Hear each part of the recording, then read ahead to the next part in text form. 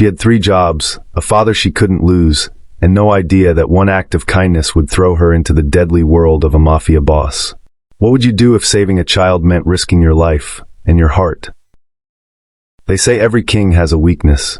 For some, it's power. For others, money, greed, pride. For Vincent Carella, it was a 12-year-old boy with his mother's eyes. Vincent didn't look like a man who could be broken. At 42, he had the kind of face that made people cross the street. Sharp jawline, gray streaks threading through jet black hair that he wore slicked back, always perfect, always controlled. His eyes were the color of winter water, pale blue, cold, and so deep you could drown before you realized you'd fallen in.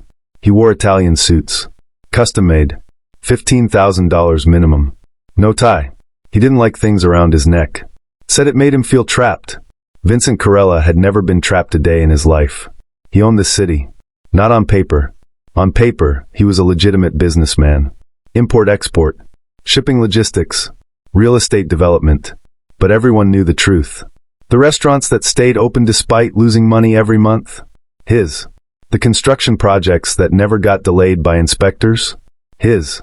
The judges who made certain cases disappear? Also his. Vincent Carella was the invisible hand that controlled everything. And he did it all from behind a desk in a penthouse office downtown, where floor-to-ceiling windows overlooked a city that belonged to him. He didn't raise his voice. Didn't make threats. Didn't need to. When Vincent wanted something done, it got done. When Vincent wanted someone gone, they disappeared. No mess. No drama. No police investigations that went anywhere. Because the system worked for him. Always had. Always would. Or at least, that's what he thought. Until 3 weeks ago. It was a Tuesday. Vincent remembered, because Tuesdays were when he had dinner with Luca. Every Tuesday. 6 o'clock. No exceptions. No phones. No work. No soldiers interrupting with problems. Just the two of them. Father and son. Luca had been staying with his aunt across town. Vincent's younger sister, Maria. She lived in the suburbs, away from the world Vincent inhabited. Safer that way. Cleaner. Luca's mother had died giving birth to him. Complications. Bleeding they couldn't stop. Vincent had been 29. He'd loved exactly 2 people in his entire life. His wife had been the first. Luca was the second. And Luca was all he had left. That Tuesday, Maria was driving Luca back to the city. Back to Vincent's estate in the hills where they'd have dinner, watch a movie, talk about school. Normal things. Things Vincent had worked his entire life to be able to afford his son. They never made it. The call came at 5:47 p.m. Vincent was in his office, reviewing contracts. Numbers that meant millions. Deals that would shift power across 3 states. His phone rang. Private line. Only 5 people had the number. Maria was one of them. But it wasn't Maria's voice. Mr. Carella? Male. Young. Shaking. Who is this? This is Officer Ryan Mendez with the state police. There's been an accident on Interstate 95. Your sister is being transported to Mercy General. She's stable. But sir, there was a child in the vehicle. Vincent's world stopped. Where is he? Sir, where is my son? He's being airlifted to Mercy General. Sir, I need you to. Vincent hung up. He was out the door in seconds. His driver, Anton, was waiting by the car. Vincent didn't say a word. Didn't need to. Anton saw his face and knew. They drove 90 miles an hour through the city. Vincent sat in the back, perfectly still. Hands folded. Breathing controlled. But inside? Inside, he was screaming. Mercy General Hospital was the best in the state. Vincent had donated $10 million to their neurology wing 2 years ago. Money that was about to mean something. He walked through the emergency room doors like a storm. Doctors scattered. Nurses stepped aside. Security didn't even try to stop him. Everyone knew who Vincent Carella was. And everyone knew not to get in his way. A doctor met him in the hallway. Young. 30 maybe. White coat. Nervous eyes. Mr. Carella, I'm Dr. Jensen. Your son is in surgery right now. He has a severe traumatic brain injury. Skull fracture. Intracranial bleeding. We're doing everything we can, but... But what? The doctor swallowed. The next 72 hours are critical. If he survives the surgery, there's a chance he'll fall into a coma. And if that happens, what? We'll have to wait and see. Vincent stepped closer. That's not good enough. Mr. Carella, I understand you're upset. You understand nothing. Fix him. We're trying. Try harder. The doctor opened his mouth, closed it, nodded. Yes, sir. The surgery took 6 hours. Vincent sat in the waiting room, alone. He didn't call anyone, didn't want company, just sat there, staring at the wall. At 11:34 p.m., Dr. Jensen came out. Vincent stood. He's alive. The surgery was successful. We've relieved the pressure on his brain. But Mr. Carella, say it. He's in a coma. We won't know the extent of the damage until he wakes up. If he wakes up, Vincent's jaw tightened. When can I see him? They're moving him to the ICU now. Give us 20 minutes. Vincent nodded. The doctor left. And for the first time in 20 years, Vincent Carella felt afraid. The ICU was quiet. Too quiet. Just the sound of machines. Beeping. Breathing. Keeping people alive when their bodies couldn't do it on their own. Luca was in room 408. Private. Isolated. The best care money could buy. Vincent walked in. And stopped. His son looked so small. Tubes everywhere. Ventilator. For lines. Bandages wrapped around his head. Monitors tracking every heartbeat. Every breath. Vincent had seen death before. Caused it. Ordered it. But this was different. This was his son. He walked to the bed. Slowly. Pulled up a chair. Sat down. And took Luca's hand. It was warm. Still alive. But Luca didn't move. Didn't open his eyes. Didn't squeeze back. Vincent sat there for hours. Didn't speak. Didn't cry. Just held his son's hand. And made a silent promise. I will fix this. No matter what it takes. No matter who I have to threaten. No matter what I have to pay. You're going to wake up. 3 days passed. Luca didn't wake up. Vincent brought in specialists. The best neurologists in the country. Boston. Johns Hopkins. Mayo Clinic. He flew them in on private jets. Paid them obscene amounts of money. They all said the same thing. The brain is complicated, Mr. Carella. There's swelling. Trauma. We can keep him stable, but we can't force him to wake up. The brain heals on its own timeline. Or it doesn't. Vincent fired the first team. Brought in another. Same answer. By the end of the first week, he'd consulted with 12 different doctors. All of them said the same thing. Wait. Hope.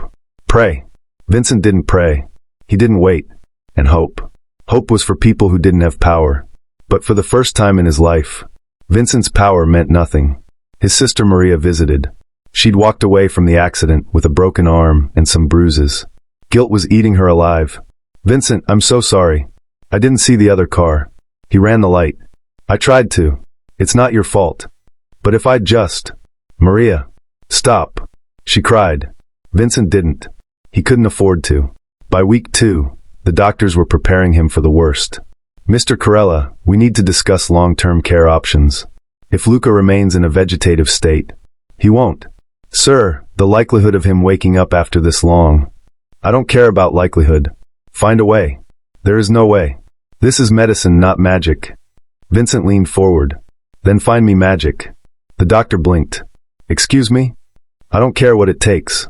I don't care how insane it sounds. If there's even a 1% chance that something, anything, can wake him up, I want to know about it. The doctor hesitated. There's experimental treatments, stem cell therapy, deep brain stimulation, but none of them have been proven. I don't care. Do them all.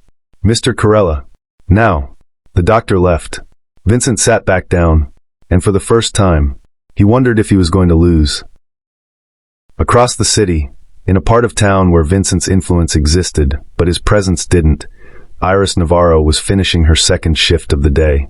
She worked at a diner called Rosie's on 5th Street. It was the kind of place where the coffee was always burnt, the eggs were greasy, and the customers tipped in quarters. But the rent was cheap. The manager didn't ask questions, and Iris needed every dollar she could get. She was 26, though most people guessed younger. She was thin, too thin really. With dark hair she kept in a ponytail and brown eyes that always looked tired. Because she was tired. Every single day. Her alarm went off at 4:30 a.m. She worked at the diner from 5 to 1 o'clock. Then she took the bus across town to clean houses in the suburbs. 3 houses for hours. Then back on the bus to the gas station near the docks, where she worked the register from 7 p.m. to midnight. 7 days a week. 52 weeks a year. No vacations. No days off. No breaks. Because if she stopped, Even for a day, she couldn't pay for her father's care. Her father's name was Miguel. He'd been a teacher. History. High school. He used to tell Iris stories about the past. Kings and queens. Wars and revolutions. Heroes who changed the world. He made history feel alive. But now he didn't remember any of it. Early onset dementia. Diagnosed 3 years ago. It came fast. Too fast. 1 month he was fine. The next he forgot where he lived. Then he forgot Iris's name. Then he forgot how to speak. Now he was in a care facility called Golden Horizons, which was a nice name for a place where people went to disappear. It cost $4,000 a month. Iris made $3,200 a month. Before taxes. So she worked 3 jobs. Skipped meals. Wore the same clothes until they fell apart. And every Sunday, she visited her father. He never recognized her. But she still went. Because he was all she had. That night, Iris was wiping down tables at the diner when she overheard a conversation. 2 men. Older. Construction workers, probably. One of them was reading the newspaper. Says here the Carella kid's still in a coma. Carella? The mobster? Yeah. His son got in a car accident. Been out for 2 weeks. Doctors say he's not gonna wake up. Damn. That's rough. Even for a guy like that. Yeah, well, karma's a bitch. They laughed. Iris didn't. She'd heard the name before. Vincent Carella. Everyone had. He was the ghost who ran the city. The man you didn't talk about. The shadow in every dirty deal, every unsolved crime. People feared him. But Iris didn't think about people like that. They existed in a different world. One she'd never touch. Or so she thought. Dr. Marcus Albright had worked at Mercy General for 23 years. He'd seen miracles. He'd seen tragedies. But lately, he'd been seeing something else. A pattern. It started 6 months ago. A patient named Margaret Chin. 74. Stroke. Coma. The family had given up. Started planning the funeral. And then a volunteer from the community outreach program started visiting. A young woman. Quiet. Kind. She read to Margaret. Talked to her. Held her hand. 3 days later, Margaret woke up. The doctors called it luck. Dr. Albright wasn't so sure. 4 months later. Daniel Ortiz. 61. Heart attack. Coma. Same volunteer. Same result. Daniel woke up after 2 days. 2 months ago. Sophie Lynn. 9 years old. Car accident. Coma. The volunteer spent 1 weekend with her. Sophie woke up on Monday. Dr. Albright pulled the volunteer's file. Her name was Iris Navarro. She wasn't a nurse. Wasn't a therapist. Wasn't anyone special. Just a girl who volunteered at the hospital on weekends because she liked helping people. But 3 coma patients. 3 recoveries. That wasn't luck. That was something else. Dr. Albright didn't believe in magic. But he believed in patterns. And he believed in desperate men who'd pay anything for hope. So he made a call. Iris was walking home from the gas station when her phone rang. 11:47 p.m. Unknown number. She almost didn't answer. Bill collectors didn't usually call this late, but you never knew. Hello? Miss Navarro? The voice was calm. Professional. Male. Yes. My name is Dr. Marcus Albright. I work at Mercy General Hospital. We met briefly a few months ago during your volunteer work. Iris frowned. Okay. I'm calling because I need to speak with you about something urgent. Are you available to meet tonight? Tonight? It's almost midnight. I understand. But this is time sensitive. It's regarding a patient. I don't volunteer anymore. I don't have time. I know. That's why I'm willing to compensate you for your time. Iris stopped walking. Compensate? Yes. If you could meet me at the hospital, I'll explain everything. I promise it will be worth your while. She should have said no. Hung up. Gone home. Forgotten about it. But something in his voice made her pause. What's this about? I'd prefer to discuss it in person. Can you come? Iris looked at her watch. She had to be at the diner in 5 hours. But if someone was offering to pay her, I'll be there in 20 minutes. Mercy General was quieter at night. The fluorescent lights buzzed. Somewhere a machine beeped. A nurse walked past, shoes squeaking on the linoleum floor. Iris hated hospitals. They smelled like disinfectant and dying. Dr. Albright met her in a private office on the 4th floor. He was older than she remembered. Late 50s probably. Gray beard. Kind eyes behind wire-rimmed glasses. But tonight, those eyes looked nervous. Miss Navarro, thank you for coming. Iris sat. You said this was urgent. It is. He opened a folder. Inside was a photograph. A boy. Maybe 12. Dark hair. Pale skin. Eyes closed. His name is Luca Carella. He's been in a coma for 2 weeks following a severe car accident. Traumatic brain injury. The prognosis is not good. Iris looked up. I'm sorry, but I don't understand why you're telling me this. Dr. Albright leaned forward. Because I think you can help him. She blinked. I'm not a doctor. I know. Then what? 6 months ago, you volunteered with Margaret Chin. She woke up 3 days after you started visiting her. 4 months ago, Daniel Ortiz. 2 days. 2 months ago, Sophie Lynn. 1 weekend. Iris's stomach dropped. That wasn't because of me. That was coincidence. Yes. 3 times? Yes. Dr. Albright took off his glasses. Cleaned them. Put them back on. Miss Navarro, I've been a doctor for over 2 decades. I've seen a lot of things, and I've learned that sometimes medicine doesn't have all the answers. What are you saying? I'm saying that those 3 patients had something in common. You. Iris stood. This is insane. Is it? I don't have some magical healing power. I just talk to them, read to them. That's it. And maybe that's exactly what they needed. She shook her head. You're wasting your time. Maybe. But Luca's father doesn't think so. Iris froze. His father? Vincent Carella. The name hung in the air like smoke. The Vincent Carella? Yes. Iris sat back down. You're joking. I'm not. He's a criminal. He's a father. And right now, he's a desperate one. Dr. Albright slid a piece of paper across the desk. Iris looked at it. It was a contract. She read the first line. Then the second. Then the third. Her hands started shaking. This says $1 million. If Luca wakes up, yes.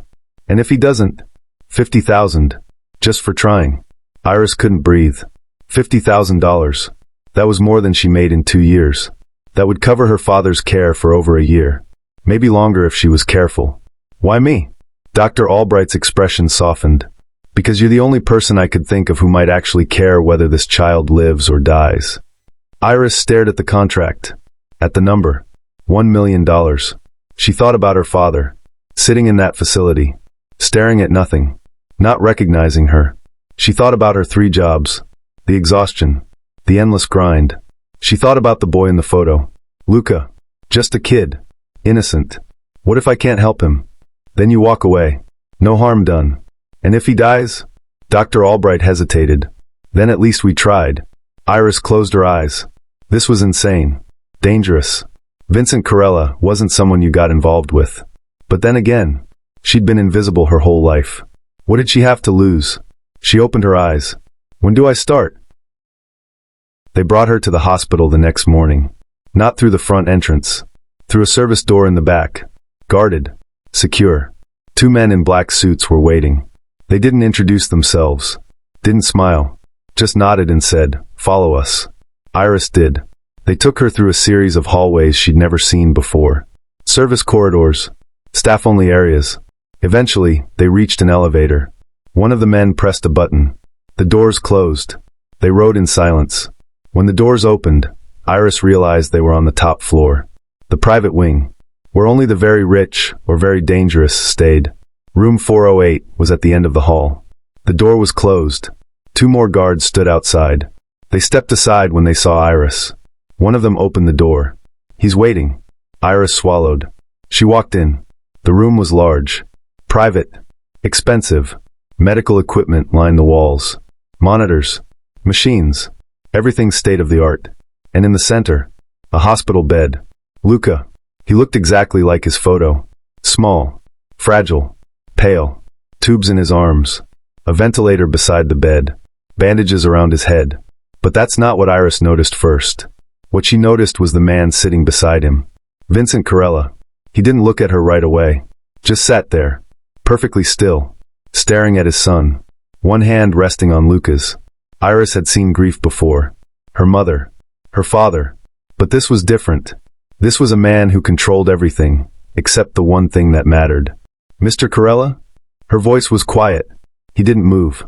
For a long moment, Iris thought he hadn't heard her. Then, "Close the door." His voice was low. Rough. The kind of voice that didn't ask twice. Iris closed the door. Vincent finally looked at her, and Iris understood why people crossed the street when they saw him. His eyes were sharp, cold, calculating, like he could see straight through her. See every secret, every weakness. You're younger than I expected. Iris didn't know what to say. I'm 26. You look 20. I get that a lot. Vincent stood. He was tall, over 6 feet, broad shoulders, presence that filled the room. He walked toward her, slowly, deliberately. Iris forced herself not to step back. He stopped a foot away. Dr. Albright says you have a gift. I don't. Then why are you here? Because you're paying me. A flicker of something crossed his face. Amusement? Respect? It was gone before she could tell. Honest. I like that. He circled her, slowly, like a predator assessing prey. Let me be very clear, Miss Navarro. I don't believe in miracles. I don't believe in magic. I don't believe in God. He stopped in front of her again. But I believe in results. So here's how this works. You spend time with my son. 2 hours. Every day. You talk to him. Read to him. Whatever it is you did with those other patients. His eyes locked onto hers. If he wakes up, you get $1 million. If he doesn't, you still get 50,000 for trying. But if I find out you're wasting my time, if I even think you're not giving this everything you have, the deal is off. And you walk away with nothing. Understood? Iris held his gaze. Understood. Good. He stepped back. You start now. I'll be watching. He walked to the corner of the room, sat in a leather chair, folded his hands, and stared, waiting. Iris looked at Luca, then at Vincent, then back at Luca. She took a breath, walked to the chair beside the bed, and sat down. The chair was still warm. From Vincent, she looked at the boy. His face was peaceful, almost like he was sleeping. But she knew better. Hi, Luca. Her voice felt too loud in the quiet room. My name's Iris. I'm not really sure what I am. But I'm going to be spending some time with you. If that's okay. Silence. The monitors beeped. Iris glanced at Vincent. He was watching, unblinking. She turned back to Luca. I brought a book. I thought maybe I could read to you. Would you like that? No response. Of course not. She pulled a worn paperback from her bag. The Little Prince. Her mother used to read it to her. This was my favorite when I was a kid. It's about a boy who travels to different planets, meets all kinds of strange people, and learns about what really matters. She opened to the first page. Once when I was 6 years old, I saw a magnificent picture in a book, and she began to read. 2 hours passed. Iris read, talked, told Luca about her day, about the diner, about the customers who ordered weird things. She didn't know if he could hear her, but she kept talking anyway. When her phone alarm went off, she stopped. Vincent stood. That's 2 hours. Iris nodded. She closed the book. I'll come back tomorrow. Same time. Okay. A week passed. Luca didn't wake. But something else happened. Vincent started talking. Not a lot. Just little things. On day 8, Iris mentioned she'd never been to Italy. Vincent spoke without looking up. You should go. Florence. Not Rome. Too many tourists. Iris blinked. You've been. My wife was from Florence. Past tense. Iris didn't push.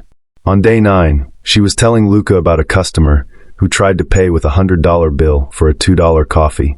Vincent made a sound, almost like a laugh. Did you take it? Iris smiled. Yeah. Gave him $98 in change. All in ones. This time, Vincent actually smiled. Small. Brief. But real.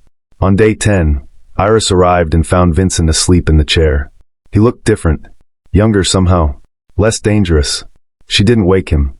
Just sat down quietly and started reading. An hour later, he stirred. Opened his eyes. Looked at her. How long was I out? About an hour. Why didn't you wake me? You looked like you needed it. Vincent stared at her. Then nodded. Thank you. 2 weeks in, Iris had fallen into a rhythm. Wake up. Work at the diner. Come to the hospital. Read to Luca. Go to her other jobs. Repeat. It was exhausting. But the $50,000 kept her going. Even if Luca didn't wake up, and part of her was starting to think he wouldn't, she'd still walk away with more money than she'd ever seen. But something strange was happening. She was starting to care. Not about the money. About Luca. About Vincent. One day, after she finished reading, Vincent asked her a question. Why do you do this? Iris looked up. Read. Work 3 jobs. Volunteer at hospitals.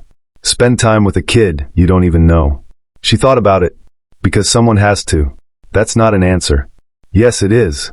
Vincent leaned forward. You're killing yourself. For what? A father who doesn't remember you. Iris's chest tightened.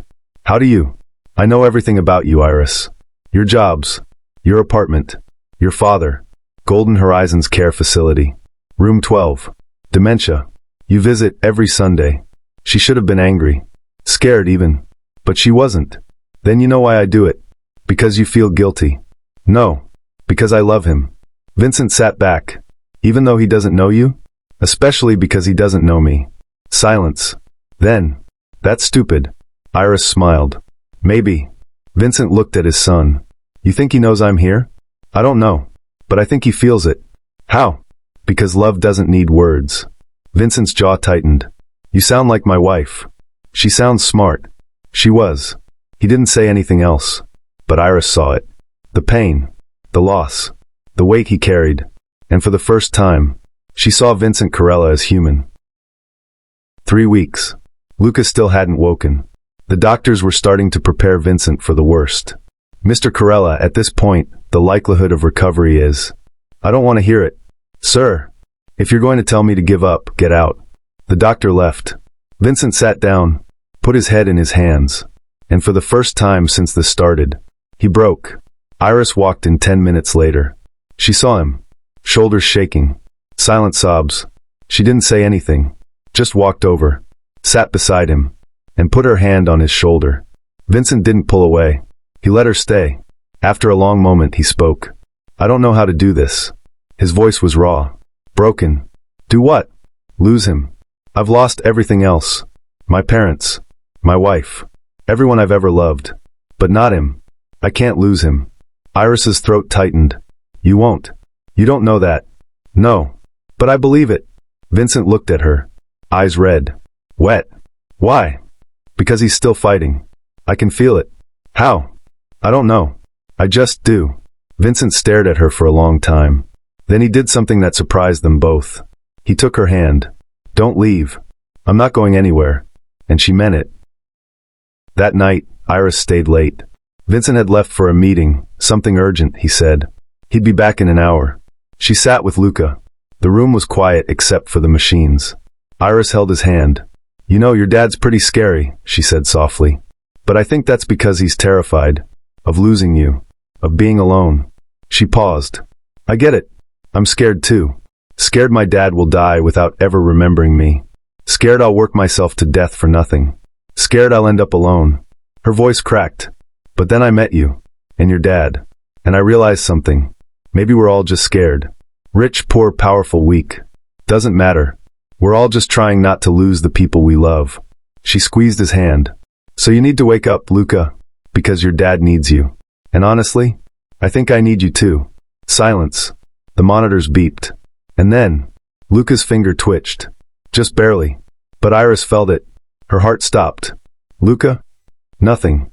She waited. Watching. It didn't happen again. But it had happened. She was sure of it. The next morning, Iris told Vincent. His finger moved. Vincent looked up from his phone. What? Last night. When I was talking to him. His finger moved. You're sure? Yes. Vincent stood. Walked to the bed. Which finger? His left index finger. Just a small twitch. Vincent stared at Luca's hand. Show me. I can't make it happen. It just. Try. Iris took Luca's hand. Luca, it's Iris. If you can hear me, move your finger. Just a little bit. Let us know you're in there. They waited. 10 seconds. 20. 30. Nothing. Vincent's jaw tightened. Maybe you imagined it. I didn't. Then why isn't he doing it now? I don't know. But I felt it. I swear. Vincent sat down heavily. I want to believe you. Then believe me. He looked at her. Really looked. Okay. Okay. I believe you. And somehow that meant everything. While Vincent focused on his son, the rest of his world started crumbling. His enemies noticed his distraction. The Moretti family, rivals for decades, saw an opportunity. Shipments went missing. Deals fell through. Soldiers started questioning orders. Vincent's second in command, a man named Carlo, came to the hospital. "Boss, we have a problem." Vincent didn't look up from Luca. "Handle it." "I can't. Not this. The Morettas hit 3 of our warehouses last night. Took everything. Burned what they couldn't carry." Vincent's eyes went cold. "How much?" 2 million. Maybe more. "And our men?" 4 dead. 6 in the hospital." Vincent stood slowly. "Set up a meeting." "With who?" "Marco Moretti. Tell him I want to talk." Carlo hesitated. "Boss, it's a trap. You know it is." "I don't care." "Vincent." "I said set it up." Carlo left. Iris had been sitting quietly in the corner. "You're going to meet with them?" "Yes." "That's dangerous." Vincent looked at her. "Everything I do is dangerous. But I need to end this before it gets worse. And if they kill you, then Luca has a trust fund that'll take care of him for life. That's not the same as having a father." Vincent paused at the door. "No, it's not." He left. Iris sat alone with Luca and realized something that terrified her. She didn't want Vincent to die. Not because of the money. Because she cared about him. The meeting was set for midnight. An abandoned warehouse by the docks. Vincent arrived with 4 men. Marco Moretti brought 6. They met in the center of the empty space. Marco was younger than Vincent. Early 30s. Cocky. Dangerous. Vincent Carella. The king himself. "I'm honored." "Cut the shit, Marco. What do you want?" "What do I want?" "That's funny. Considering you've had your boot on my family's neck for 10 years. Your family tried to kill me twice. And we'll try again. Unless you give us what we want. Which is half of everything. Territory. Business. Profits. 50-50 split." Vincent laughed. It was a cold sound. "You're insane." "I'm practical. You're weak right now. Everyone knows it. Your son is dying. You're distracted. Vulnerable." Vincent's hand moved to his gun. Marco's men did the same. "Careful, Vincent. You shoot me, you don't leave here alive." "Neither do you." They stared at each other. Tension thick enough to choke on. Finally, Vincent spoke. "I'll give you 10%. 40. 15. 35. 20. Final offer." Marco considered. 20. Plus you stay out of the east side for 6 months. 3 months. Deal. They shook hands. But Marco didn't let go. "One more thing." "What?" "I heard you hired some girl to sit with your kid. Faith healer or something." Vincent's blood went cold. "Where did you hear that?" Marco smiled. "I hear everything. Pretty thing, isn't she? Lives alone. No protection." Vincent pulled his hand away. "You touch her, I'll burn your entire family to the ground." "Relax. I'm just saying, you should be careful. Lots of dangerous people in this city." Vincent stepped closer. "Is that a threat?"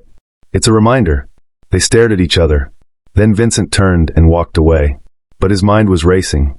They knew about Iris, which meant she was a target. Vincent went straight to Iris's apartment. It was 1:30 a.m. She was asleep when someone knocked on her door. Hard. Urgent. She woke up. Heart pounding. "Who is it?" "It's Vincent." "Open the door." She did. He walked in. 2 of his men behind him. "Pack a bag." "What?" "You're not safe here. Pack your things. Now." Iris's head was spinning. "Vincent, what happened?" "My enemies know about you." "Which means you're a target." "A target for what?" "For getting to me." Her stomach dropped. "I didn't sign up for this." "I know. And I'm sorry. But it's too late now. Either you come with me, or you stay here and take your chances." "And if I stay?" Vincent's eyes went dark. "Then I'll find your body in a dumpster by morning." Iris's hands shook. "You're serious?" "Yes." She looked around her tiny apartment. The place she'd lived for 3 years. It wasn't much, but it was hers. "What about my jobs? My father?" "I'll handle it. Your father will be taken care of. Better care than he's getting now.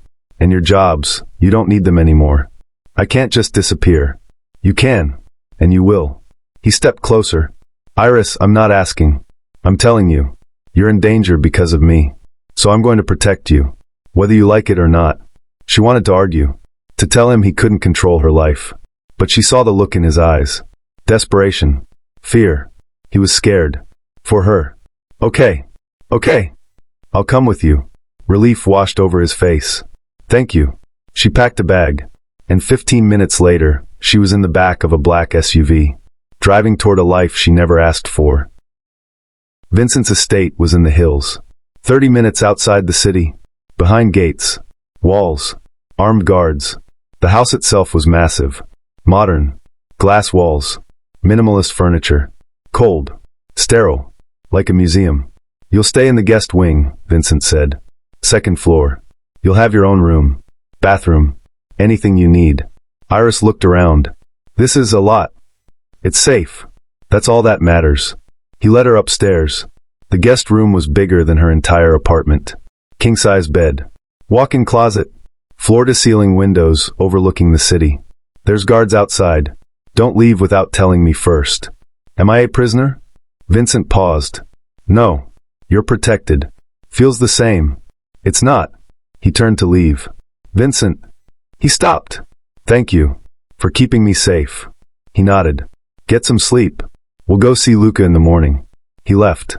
Iris sat on the bed and tried to process what her life had become. The next few days were strange. Iris lived in Vincent's home, ate meals prepared by his chef, rode in his cars, existed in his world. It was surreal. Every morning, they went to the hospital together. She sat with Luca, read to him, talked to him. Vincent watched. Every afternoon, they returned to the estate, and slowly, without meaning to, they started talking. Real conversations. About everything.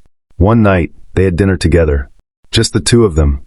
The chef had made pasta, wine, dessert. "This is too much," Iris said. "Why?"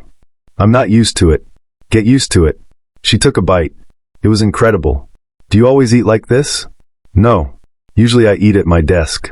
Work through meals." "That's sad." Vincent smiled slightly. "Probably." They ate in comfortable silence. Then Iris asked, "What was she like?" "Your wife." Vincent's fork paused. "Why do you want to know?" "Because you loved her. And I want to understand you." He set down his fork. "Her name was Sophia. She was light. In a dark world. She saw the good in people. Even in me." "How did you meet?" "I was in Florence. Business trip. She was working at a bookstore. I walked in to get..." Days turned into a week. Iris and Vincent fell into a rhythm. Hospital in the morning. Home in the evening. Dinners together. Conversations that lasted hours. And somewhere in all of it, lines started blurring. One night, Iris couldn't sleep. She went downstairs. Found Vincent in his office. Working. "It's 2 a.m. He looked up. "I know. You should sleep." "I can't." "Why?" "Because if I stop working, I start thinking. And if I start thinking..." He trailed off. Iris walked in. Sat across from him. "You think about Luca. Every second. He's going to wake up. You keep saying that." "Because I believe it." "Why?" "Because he has to. Because you need him. Because I've been talking to him for a month, and I refuse to believe it's for nothing." Vincent closed his laptop. "What if you're wrong? Then we'll deal with it. Together." "Why do you keep saying that?" "Saying what?" "Together. Like you're not going to leave." Iris paused. "Do you want me to leave?" "No." The word was immediate. "Certain." "Then I'm not leaving." Vincent stood. Walked around the desk. Stopped in front of her. "You should." "Why?" "Because I'm dangerous. My life is dangerous. You deserve better." "Maybe. But I don't want better. I want..." She stopped herself. Vincent stepped closer. "You want what?" "I don't know." "Yes, you do." He was so close now. She could feel his breath. See the conflict in his eyes. "Vincent, tell me to stop." "Stop what?" "This." He leaned in and kissed her. Soft, slow, careful, like she was something precious. Iris's mind went blank. For 3 seconds, she kissed him back. Then reality crashed in. She pulled away. "We can't." "I know. Your son is in a coma." "I know. This is wrong." "I know." He stepped back. "I'm sorry. Don't be. Just, we can't." "You're right." Iris left quickly, went back to her room, and lay awake the rest of the night, replaying that kiss, over and over. The next morning was awkward. They drove to the hospital in silence. Iris sat with Luca. Vincent sat in his usual spot. But everything felt different. Charged. Dangerous. After an hour, Iris couldn't take it anymore. "We need to talk about it." "There's nothing to talk about." "Vincent." It was a mistake. It won't happen again. Good. Good. Silence. Then Vincent stood. I have a meeting. I'll be back in 2 hours. He left without looking at her. Iris sat there, feeling something she didn't want to name. Chapter 22, The Breakthrough. That afternoon something changed. Iris was reading to Luca, The Little Prince, the final chapter. And now here is my secret, a very simple secret. It is only with the heart that one can see rightly. What is essential is invisible to the eye. She paused. That's what your dad doesn't understand, Luca. He thinks he can control everything. Fix everything with power and money. But the things that matter most, you can't control them. You just have to feel them. Her voice cracked. And I feel you. I feel you fighting. I feel you trying to come back. So please, please wake up. Because we need you. She put her head down on the bed. And cried. For the first time since this started. She cried. For Luca. For Vincent. For herself.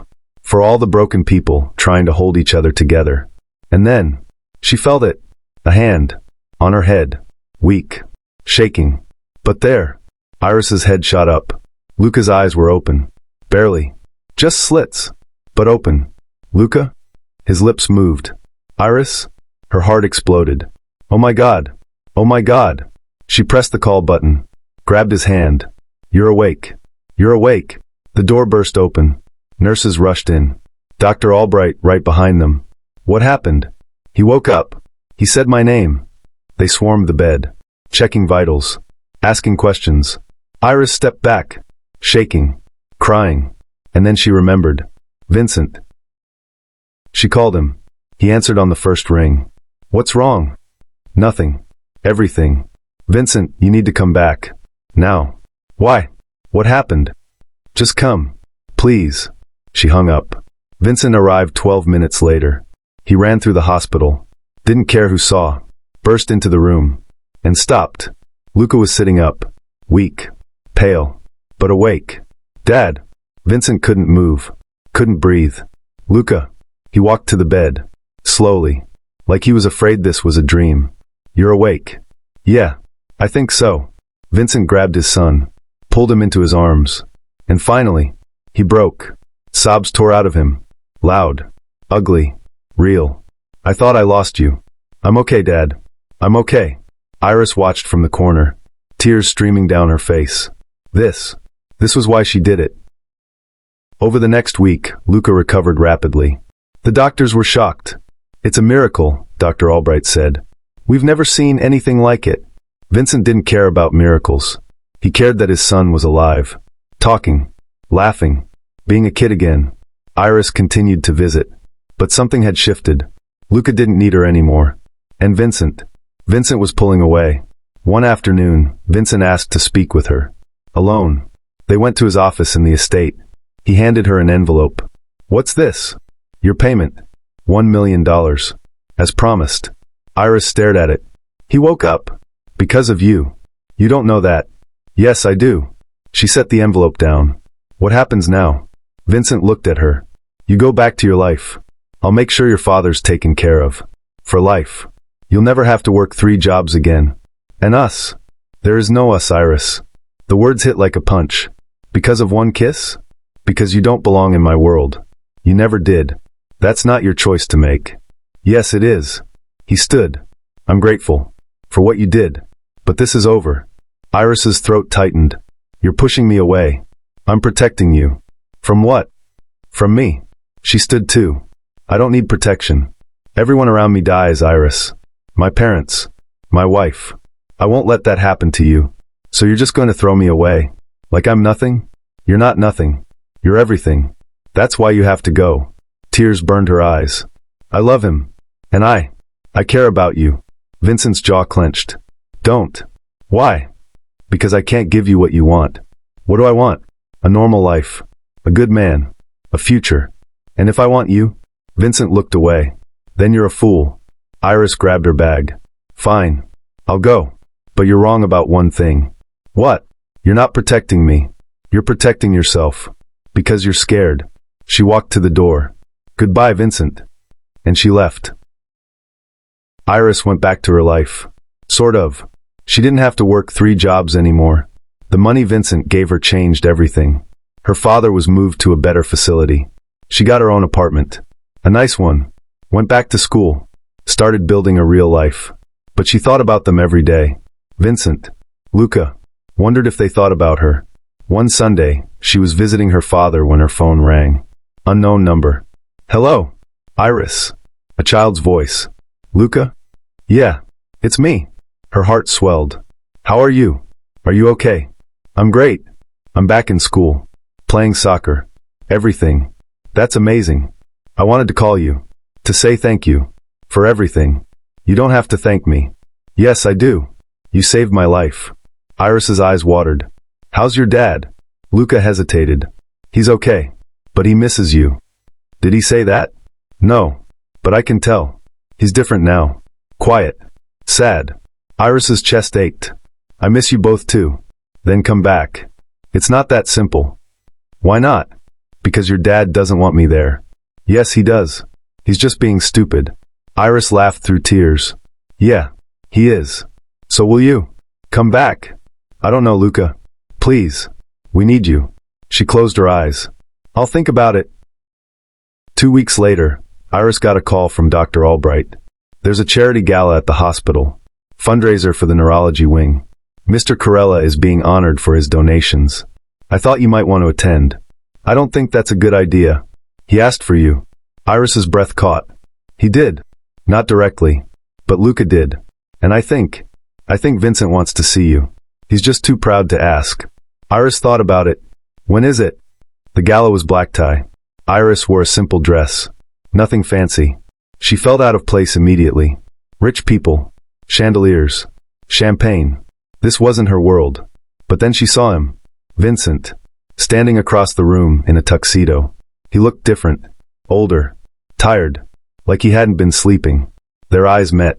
And everything stopped. He walked over. You came. Luca asked me to. I know. How is he? Good. Better. He's here actually. With Maria. That's good. Silence. You look beautiful. Iris's cheeks flushed. Thank you. I wasn't sure you'd come. I almost didn't. Why did you? Because I wanted to see you. Vincent stepped closer. I was wrong. About what? Pushing you away. I thought I was protecting you. But really I was just afraid. Of what? Of this. Of feeling something real. Of losing it. Iris's heart pounded. And now I realize I already lost you. And that's worse than any fear. He took her hand. I'm not a good man, Iris. I've done terrible things. I'll probably do more. But when I'm with you, I want to be better. Vincent, I know I don't deserve you. But if you'll give me a chance, I'll spend the rest of my life trying to. Tears spilled down her cheeks. You're an idiot. He smiled. I know. But you're my idiot. She kissed him. Right there. In front of everyone. And for the first time in months, everything felt right. Luca was 14 now. Healthy. Happy. Thriving. He played soccer. Got good grades. Had friends. And every night before bed his father read to him. Not because he was sick, but because they both liked it. Iris lived with them now. In the estate. She'd gone back to school. Got her degree. Worked part-time at a nonprofit. Her father had passed away 6 months ago. Peacefully. In his sleep. It hurt. But she was grateful she'd been there. That he'd been comfortable. That she'd said goodbye. Vincent was different too. Still powerful. Still dangerous. But softer. More present. More human. He'd even started pulling back from some of the darker parts of his business. For Luca, he said. And for you. One Sunday morning, Vincent found Iris in the garden. She was reading. The Little Prince. Always the Little Prince. He sat beside her. Can I ask you something? Always. Do you regret it? Any of it? Iris thought about it. About everything that had happened. The fear. The danger. The pain. But also the love. The family. The life she never thought she'd have. No. Not for a second. Vincent took her hand. Good. Because I have something for you. He pulled out a small box. Iris's breath caught. Vincent. I know it's fast. And I know this life is complicated. But I love you. And I want to spend the rest of my life proving it. He opened the box. A ring. Simple. Perfect. Will you marry me? Iris couldn't speak. So she just nodded. And kissed him. Luca found them later. Did she say yes? Vincent smiled. She did. Yes. He ran over, hugged them both. Does this mean Iris is officially my mom now? Iris's eyes watered. If you want me to be. Obviously. They stood there. The three of them. A family built from tragedy. Held together by love. Saved by a girl who believed in second chances. And a man who finally learned to believe too. The end. Would you risk everything, your safety, your life, your heart, for a child you barely know? What would you do if Vincent Carella, the most dangerous man in the city, gave you this choice?